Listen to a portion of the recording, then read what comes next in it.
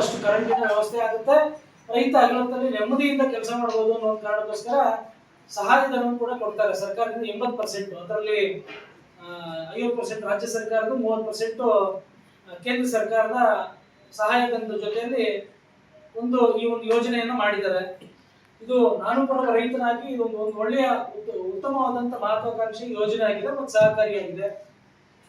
ಕರ್ನಾಟಕ ಸರ್ಕಾರ ಈ ಒಂದು ಯೋಜನೆಯನ್ನ ಕರ್ನಾಟಕ ನವೀಕೃತಬಹುದಾದ ಇಂಧನ ಅಭಿವೃದ್ಧಿ ನಿಗಮ ನಿಯಮಿತ KREDL ವತಿಯಿಂದ ರೈತ ಜಮೀನಿಗೆ ಈ ಕೊಳೆ ಬಾವಿಗಳಿಗೆ ಮೋಟರ್ನ ಹಾಕ್ಸ್ಕೊಡ್ತಿದ್ದಾರೆ, ಸೋಲಾರ್ ಸೆಟ್ಗಳನ್ನ ಮತ್ತು ಮೋಟರ್ಗಳನ್ನ.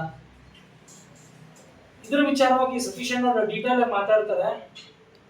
ಏನು ಈ ರೈತನಿಗೆ ಹಗಲೊತ್ತಲ್ಲಿ ಕರೆಂಟ್ ಸಿಕ್ಕು ನೀರನ್ನು ಹಾಯಿಸಲಿಕ್ಕೆ ಅನುಕೂಲ ಆಗಿರುವಂತ ಇದನ್ನ ವಿಶೇಷವಾಗಿ ದಾವಣಗೆರೆ ಜಿಲ್ಲೆಯಲ್ಲೂ ಕೂಡ 1,500,000 ಜನ ತನಕ